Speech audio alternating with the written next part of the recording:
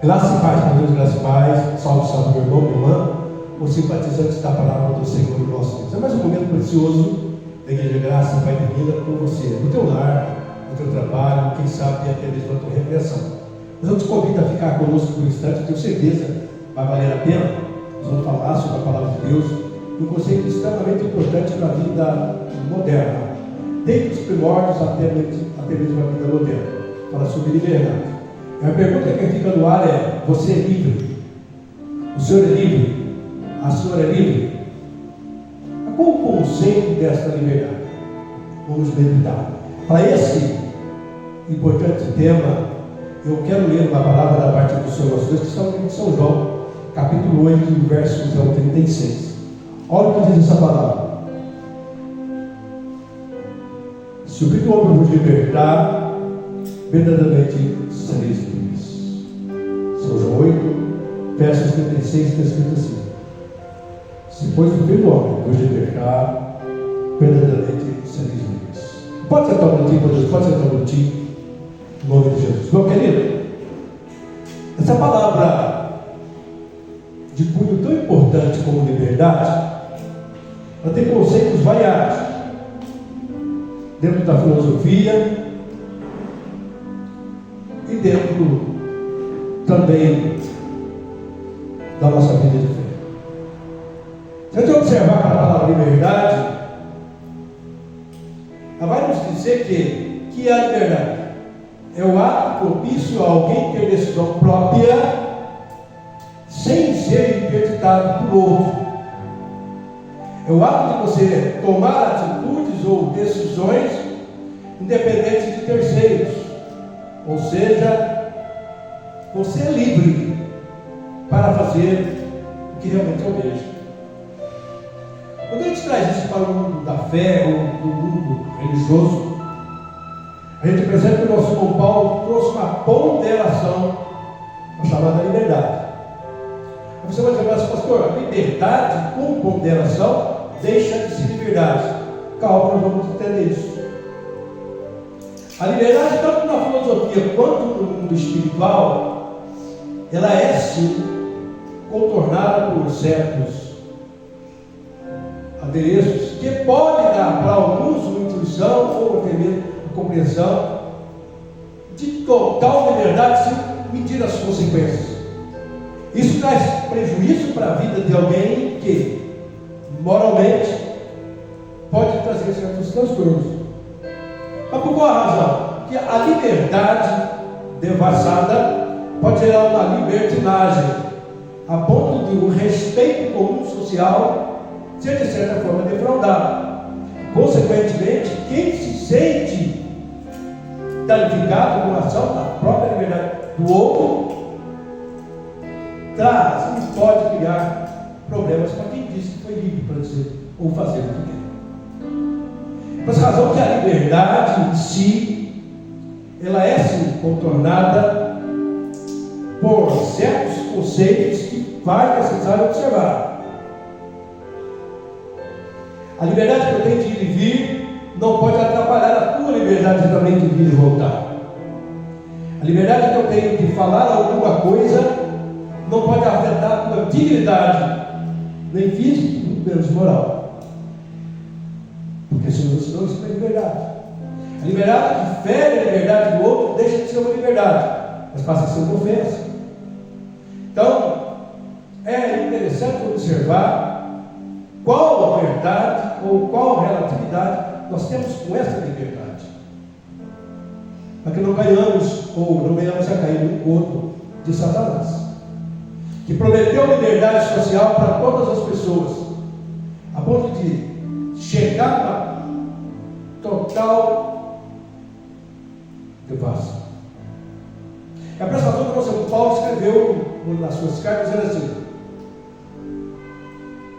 eu posso todas as coisas, mas nem todas me convêm.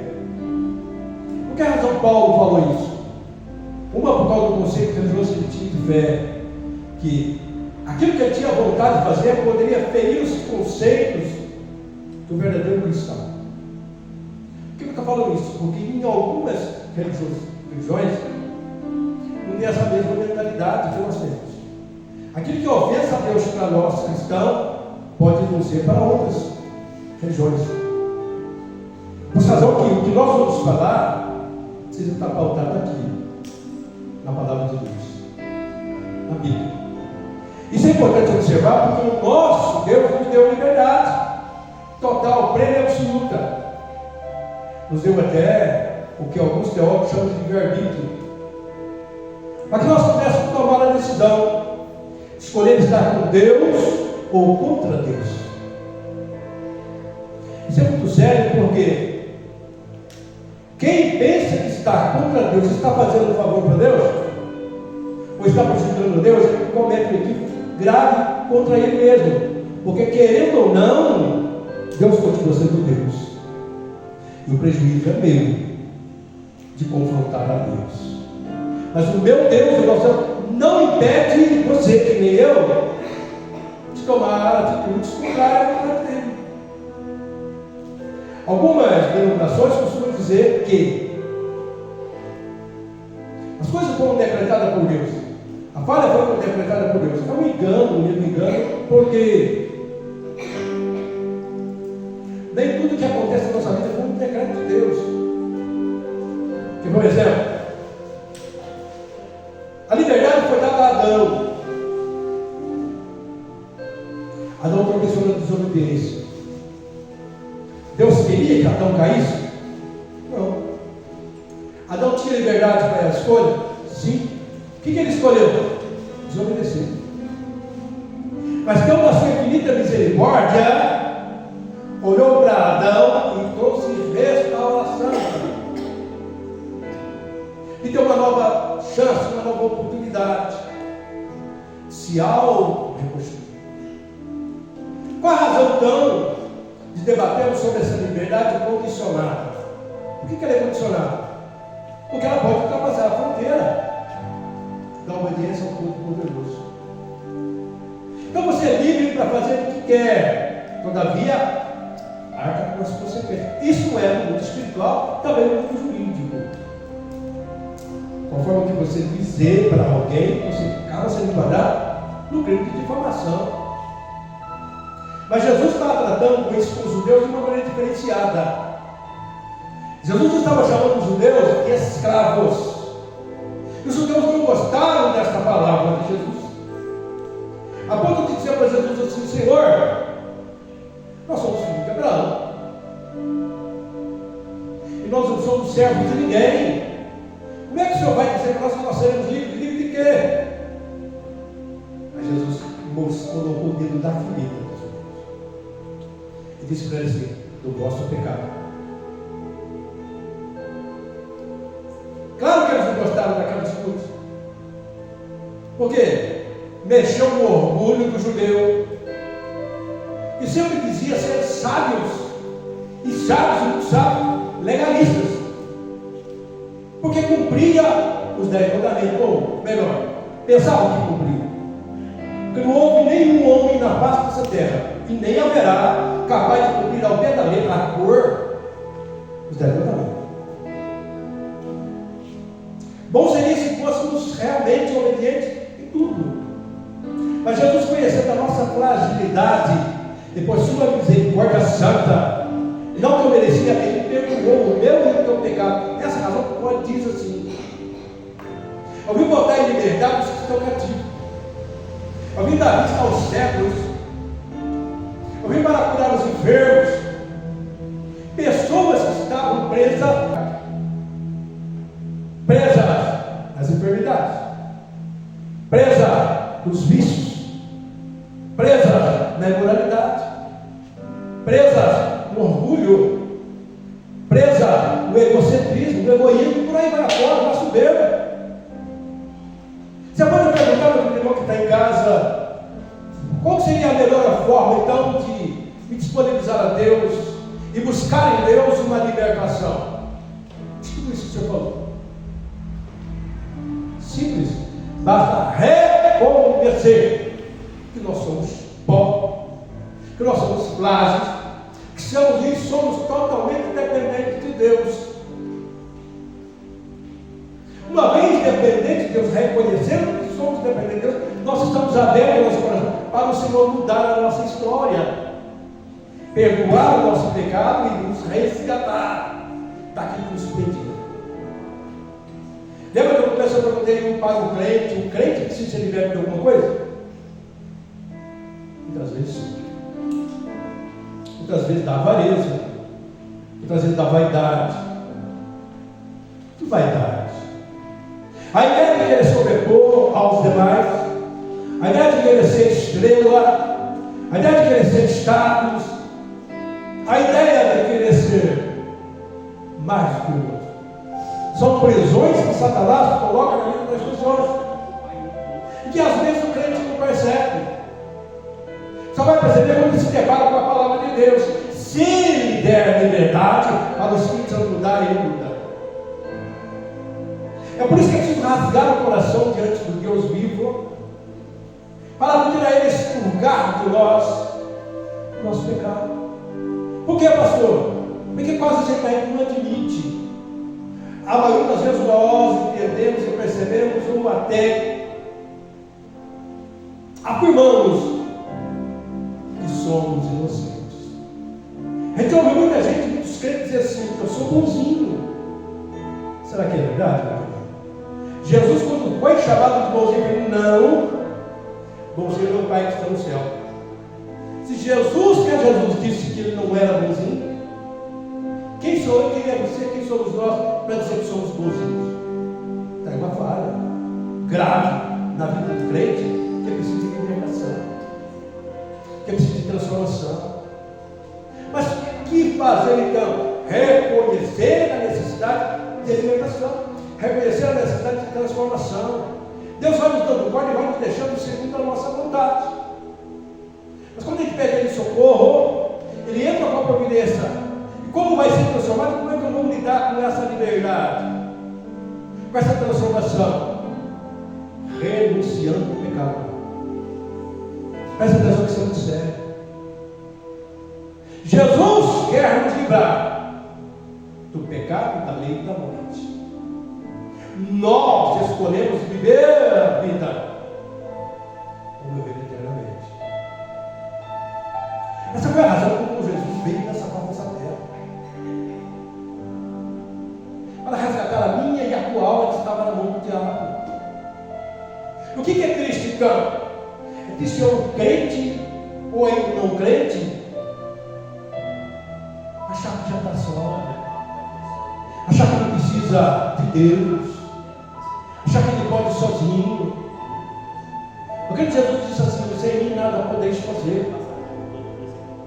É tão difícil de sair dos vícios, dos maus hábitos, sozinho. Eu digo isso tocando na própria pele. Eu me lembro quando eu lidava com o alcoolismo, quão difícil foi para mim sair dessa situação. E eu não saí, só saí quando o nosso Deus colocou as suas mãos e trouxe libertação. Foi quando eu rasguei meu coração e falei: Senhor, eu não aguento viver mais essa vida. Faça alguma coisa por mim e pela minha família. Cheguei a disponibilizar minha vida a Deus, dizer: Deus, se não for para mudar a minha vida, me tira daqui. Eu vi que não dava, meu amado irmão, para fazer sozinho. Aí alguém lida com a depressão que tem muitos níveis e acha que sozinho vai sair disso. Não sai, não sai.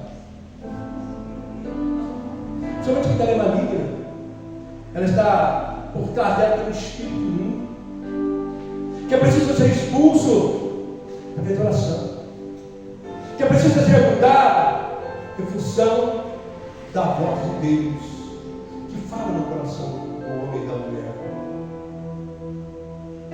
É preciso avaliar, meu amado irmão e irmã, o ouvinte da palavra, qual o nível que está ouvindo, o que te prende realmente neste mundo. Se te encontra pessoas que dizem para as pessoas apresentam uma palavra de Deus e dizem: meu querido, Jesus te ama, quer mudar a tua história. E lá para você falar assim: eu já tenho minha religião, não quero mudar de religião.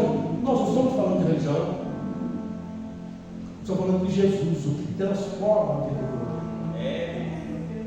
Estamos falando de Jesus que muda a história do homem, como mudou a história de Adão, mudou a história de Abraão, mudou a história de José, mudou a história de Maria Madalena, mudou a história de Pedro, mudou a história de tantas milhões hoje de pessoas. E alguém de coração duro diz para você: eu já tenho religião. Sabe onde ele está preso? Sabe onde? Na soberba. Ele não aceita aprender mais. E a palavra está dizendo aqui: conhecereis a verdade, e ela nos libertará. Quem liberta o homem é Jesus. É por isso que o homem de Deus, Deus deve alimentar dessa verdade, desta palavra viva, santa e eficaz. Esse livro tem milhares de anos que foi escrito, continua vivo na nossa história. Quantas mensagens já foram pregadas dentro dessa palavra? E não se esgota. Deus fala conosco a todo momento de forma diferente através dessa palavra. Alguns não dão crédito, amém. Amém. Nós temos que respeitar a dignidade e a vontade popular. Nós temos que respeitar a dignidade e a vontade do ser humano, porque isso é questão de liberdade de escolha. Mas o conselho do homem de Deus, da mulher de Deus, para outros, é que ele escolha servir por Cristo Jesus. Que os seus erros, sua carne, pode sim ser de alguma forma tratada pelo próprio homem, enfermidade física ou com delinquência. A justiça da terra faz alguma coisa. Mas com relação ao pecado, o homem não pode fazer nada. Somente Jesus Cristo, que morreu na cruz do Calvário, pode repreender os demônios que atormentam a mim e a tua vida, para tirar nós daquela opressão maligna que nos faz pecar todos no mesmo pecado. Não renunciamos o mundo, queremos ser crentes do nosso jeito, moldar os caminhos da nossa própria maneira, para viver um cristianismo, entre aspas, fácil. É fácil ser cristão? Não. Jesus não prometeu essa facilidade para os que o seguiam. Ele prometeu estar conosco todos os dias da nossa vida. Mas teríamos perseguições e estamos vivendo perseguições contínuas. O anticristo está aí, à vista de todos. Quem é o anticristo? Vai aparecer sim um líder. Mas o anticristo é todo aquele que se levanta contra o cristianismo, contra o cristão. Não vai demorar muito para cumprir a palavra, a profecia. Vai aparecer o verdadeiro líder de toda essa situação. Mas enquanto isso, meu amado irmão, você que pode, fala do amor de Deus para o teu vizinho, para o teu amigo, para o teu primo, teu parente, para que ele possa perceber que ainda dá tempo de fazer uma escolha melhor, para que ele possa ser livre da culpa que tanto atormenta a vida dele. Tem pessoas que estão num quadro depressivo grave há muitos anos, porque ele está remoendo uma culpa, vai cometer o passado, não perdoa, não se deixa perdoar e não busca perdão, nem do próximo, nem de Deus. Vai carregar essa carga de quanto, meu irmão? A regra é muito simples: se vós não perdoardes, quem nos ofendeu, também não sereis perdoados. Mas tem crente que alimenta o ódio, alimenta a divisão, alimenta a contenda, alimenta o fracasso. É hora de jogar isso fora, povo de Deus.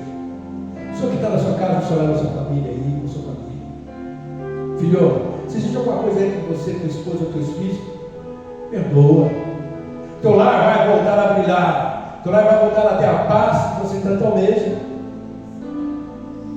A contenda familiar tira a paz de todos. E como todos os prisioneiros de quem? Do diabo. Que isso que ele quer? Ele veio e está matando, roubando e destruindo. Jesus veio para desfazer as obras do diabo. Todavia, você precisa pedir socorro a Jesus. Caso contrário, você vai continuar lutando sozinho, perdendo o jogo.